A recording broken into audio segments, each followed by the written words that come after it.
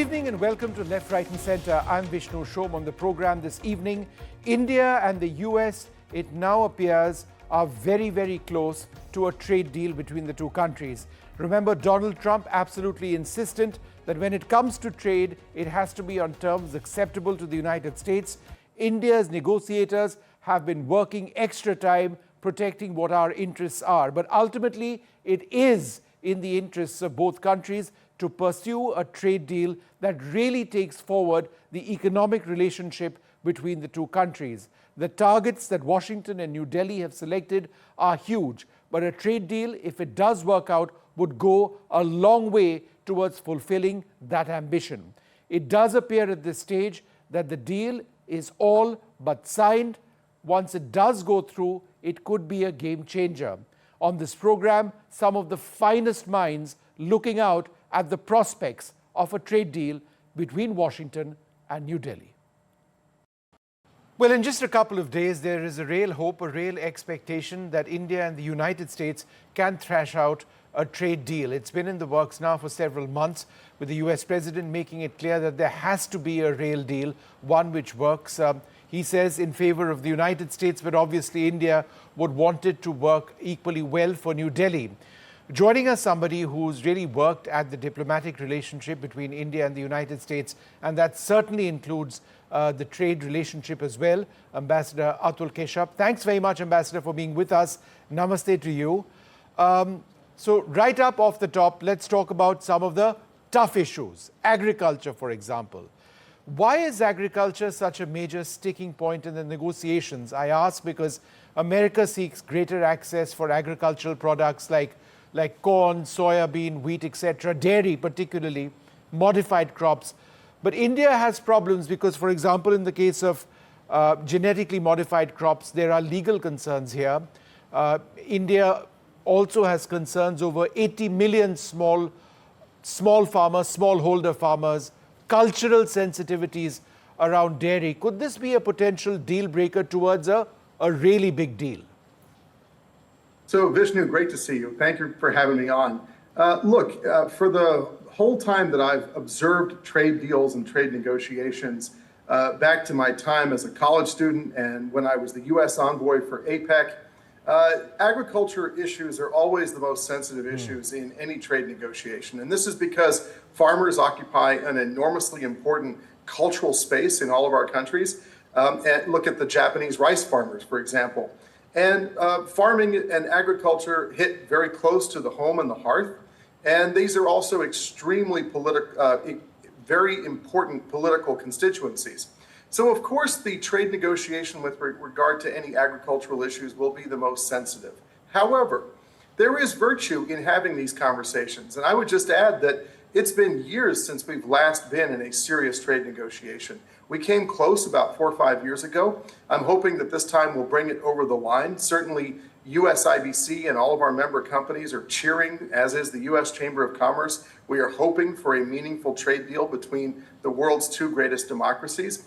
So agriculture will, of course, be sensitive. It always is in any country that we deal with. But it should get done. There is virtue in coming to a reasonable outcome that is good for both countries. So you are genuinely optimistic that this is not a major stumbling block going forward? Well, look, I mean, this is up to the negotiators, right? And it's up to their bosses who make the final decisions. As I understand it, this is just the first in what could be a series of trade agreements between the United States and India. And Vishnu, just panning out, think about all of the intelligence, law enforcement, counterterrorism, outer space, scientific agreements that have come since the nuclear deal between the United States and India. We just agreed a new 10-year defense framework between the U.S. and India during Minister Jaishankar's visit here the other day. And think about the absolute paucity of economic agreements between the U.S. and India, almost zero, with the sole and notable exception of the 2005 Open Skies Treaty. So I am very hopeful, as someone who has watched and tried to see this relationship grow for a long time, I am very hopeful that the negotiators will be able to come to some form of agreement that allows us to create a pathway and a foundation for even more such talks and even more such agreements. So as you structure negotiations, sometimes you can put the difficult things off a little bit and agree on what's available right now and possible right now. So in simple terms, to break through your very carefully calibrated language, we're looking at a mini deal and not a mega deal, right? Well, let's see what comes out. As I said, this is a very sensitive negotiation. It involves both sides stretching their comfort zones. It is, I think, extremely important strategically for the United States and India to have a trade agreement, no matter what it may look like. I think that our shared adversaries are watching and hoping that we fail. We cannot fail. We must succeed. We are compelled by the geostrategic turbulence of the moment to ensure that we send a strong signal to the entire world that the U.S. and India are still working to build their relationship. Indeed, if you look at Prime Minister Modi and President Trump's aspiration that we hit $500 billion in bilateral trade, we are far short of the mark. Yeah. So this deal, I feel, has to happen, and I pray that it will happen, and I think that it'll be the first of many to come. So India faces a potential 26% reciprocal tariff from the US. That's been paused, of course, till the 9th. But India's offer to reduce tariffs to zero on 60% of American imports and then seek exemptions for our exports, for example, textiles, pharma, that is India's key bargaining chip.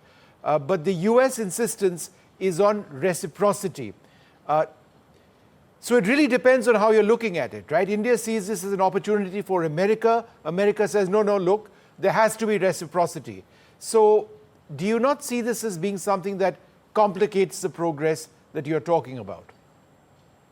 Well, look, every single element of this negotiation has to come to a point where both sides feel that they can sell it to their people and that they're comfortable with it, right?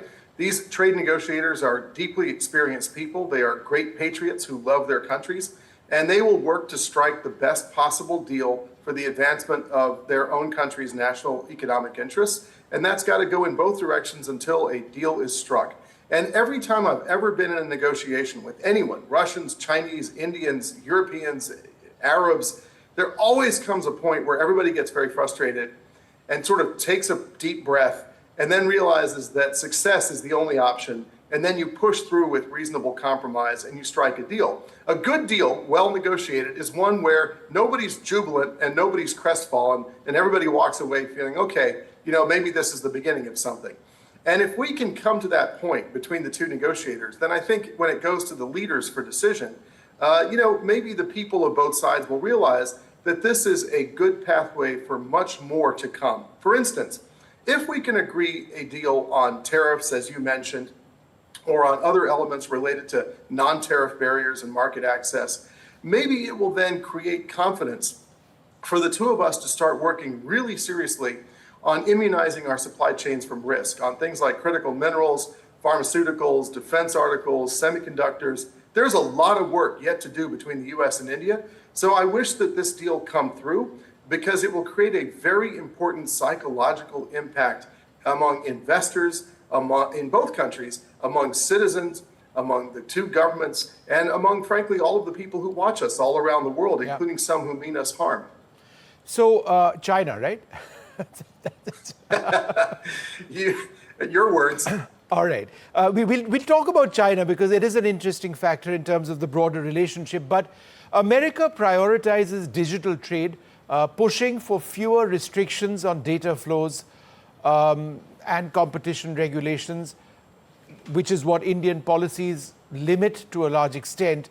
Our focus in India has been on data sovereignty, protecting our digital market. But do you believe that this is again an area where a lot more needs to be done to break through differences to achieve significant economic gains? I actually think we've come a long way together in the just the last few years. India came out with a very interesting formula a few years ago that it would allow data on Indians to be stored in trusted geographies. Yeah. We all know what that means. And I think that India and the US have also learned the lesson from our European friends who over-regulated their digital economy and frankly chased away innovation in Europe. The thing about the digital economy is you don't have to pick up a factory and move it. You just move the talent and you move the data and you move the innovation. And so the United States and India have remained hothouses for innovation. You have all of these Bengaluru unicorns, and of course you have the Silicon Valley in the United States, precisely because I think our regulators are very careful not to kill the goose that lays the golden eggs. And the US and India are leaders in the digital economy. I think we are very proud of that, and we want to keep it going. So on these issues of data, on security, sovereignty, we're literally building the world that has never existed before. It's kind of like coming up with all the traffic regulations after automobiles became a thing. You know, it took years and years to figure out what made sense. And we're in that process now, but both governments are very clear about not wanting to squelch innovation. Do you believe that trade needs to be linked to geopolitical concerns which India and America jointly face in different contexts? I'm talking, yes, about China. Or do you believe that linking trade to geopolitics complicates negotiations and puts all sorts of pressures, perhaps even domestic political pressures, certainly in the context of a country like India? So I studied economics in college, and if you study the principles of David Ricardo and Adam Smith and all of the great free traders, free trade actually makes the most sense. It is the most efficient, it is the most logical, it strives to attain the greatest comparative advantage, it maximizes happiness of producers and citizens and countries. And so free trade as a theology, it makes a lot of sense, and it works. The problem is reality. And this is where ideologies like communism fall down. They run into human nature. And so when you are dealing with free riders in the international system who are creating advantages for themselves to create pinches and restraints and concerns and limits for other people, that's when you start having to get into trade policy. And nations have to think about the strategic layer. And on the 4 or 5 supply chain issues I mentioned earlier, we have to get really serious about these things. So I do believe in free trade. I do believe in zero tariffs. I do believe in maximum comparative advantage. But we also have to live with the world as it is and recognize that some of our adversaries really mean to put us in a subordinate economic position. And so a final question, and I do realize it's speculative, just a couple of days down, do you believe that we'll see an interim deal which focuses on tariff cuts for, let's say, industrial goods, energy, and select agricultural products, not all, and that's something that can be seen to be, a win for both sides, but that ultimately we're going to have to wait for a long period of time before we see anything further in, let's say, dairy and agriculture? Well, who's to say? I mean, I think the U.S. and India actually recognize the strategic imperatives that are out there, and they recognize that they have to work hard to push against those. This trade agreement is very important. It is taking up from what was attempted in Trump 1. I'm very happy that we are negotiating. It gives me great joy. For many, many decades of my career, there was no real meaningful trade negotiation between the U.S. and India. Indeed, it was mostly trade recriminations. So I am quite optimistic and hopeful. The U.S. Chamber is, the U.S.-India Business Council, our 200 member companies are wishing both governments great success, not only in whatever this agreement is going to be, but in many, many economic agreements that we still need to ink based on catching up for the lost time over the past few decades. All right, Ambassador Atul Keshav, great speaking to you. Let's hope something comes off this deal. Thank you very much indeed for speaking to me. Thank you. Thank you, Vishnu. Happy 4th of July. Yep, thank you, and happy 4th of July too.